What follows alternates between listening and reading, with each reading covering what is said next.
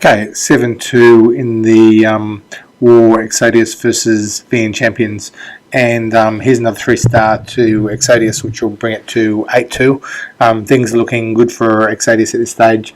I think there's about 7.5 hours left or something like that at the time of this raid, so a lot of time left, but you know, you'd rather be up 8-2 than down 8-2. So anyway, let's have a look at this base. Let's just tweak back just a tad. Firstly, have a look at the base. Well, some things about this base. Well, there you've got a whiz tower, which is actually useful. It doesn't have any ADs in range. Same whiz tower that's useful here. This one probably, and this one probably die to the hound. So if a hound comes through here, you'll draw the whiz tower fire. So it's got two useful whiz towers there. Trouble is, with them being a bit shallow, they're vulnerable to a balloon diversion, so their fire can be drawn, and so it's a counterable defence. Now, second thing, looking at this base, you've got something where they've gone shallow, deep, so deep, shallow, deep, shallow in terms of their air defences. Now the deep ones, you'll notice, are both in range of the Infernos, so one of those or both of those ADs are going to be useless because they're going to get frozen with the Inferno. So that's going to take out effectively 1 or 2 ADs out of the defence. So looking at this base, but what I do like about this base is look at the wall layout. It's pretty hard. You could take out 2 ADs here. You could probably take out 2 ADs here, but to get 2 ADs in Inferno looks pretty hard on this base. I do like that, you know, so I could see a strategy here where you might go for Inferno, AD, and Queen here, or here. I think they approach from this side and take out the Queen and AD, but because they dropped their loons early, they keep their heroes alive. But I think, you know, it might have been better to approach from this side and kill the 3. Although I guess they're thinking no point in taking out this AD. It's a useless AD if you're going to freeze it. Anyway, let's have a look at the raid. Actually, the other thing I will just touch on. No, actually, look at the raid first. So 2 golems in here, a couple of wizards to clear things out, the queen to clear things out, drop some wall breakers, boom, open up the wall, drop some sort of jump around here, drop the king fairly late so it comes in straight.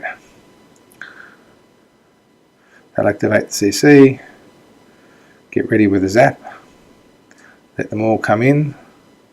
Yep, so zapped fairly early there, probably a bit too early, but you know, kill the troops early. King's coming through here, Queen's sort of working her way through, and basically you've taken out an air defence there and a good section of the base, but not too many now. Now let's have a look at the drop. Now this is something that people need to think a lot more about in designing bases. You've got people are going drop here, that's going to come into here, 2, 3, 4 point drop so far, but they're all level. So what's happening here is the balloons aren't bunching early in the defence, and the trick to I think the air defence is to bunch the loons and then put them under splash damage, and also to route them around the Infernos so they cop a lot of Inferno fire. Now here you've got, because it can come in straight, then these loons will all just pass straight in here, and this one will pass straight to the splash damage. So you're only going to get splash damage on sort of 3 balloons. Not great value for your splash, just doing it on 3. So I think in terms of the pathing on these bases, people need to think more about having the defences a bit more uneven and setting the defences so the way the loons route, they start to bunch more rather than here where they just they might bunch by the centre of the base, but by that time it's too late. So drop the lava, another lava here, another lava with 3 balloons, might drop some here.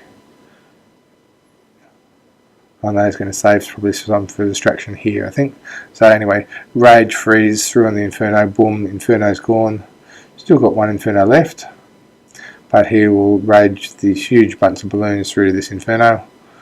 That'll draw the whiz tower fire, and they will come over on the Inferno and just monster it, although they went a long way around. Then you just got single shot damage left. It'll route through to the mortar, then the archer tower, and the base is gone. You've got another archer tower here, a bit out on its own. Nice that it's sort of a bit island, a bit of an island. So the balloons have got a bit of work to do to kill that archer tower, but they managed to make it. But anyway, the thing about this raid is people need to think a lot more around how the balloons route around the base. And in terms of your defense strategy, you need to be thinking about how can I bunch my balloons and then put them under splash damage when I'm defending my base, because this defense, which is just single shot defense versus balloons, this isn't working. That's why all these bases are getting 3-starred, and people need to be a bit more clever about their base designs. Yeah, I know everyone thinks these designs are good at the moment, but I don't think they are. They're not using air splash damage correctly. Anyway, come through 94%, 96, and another 3-star to Exodias. That made it 8-2.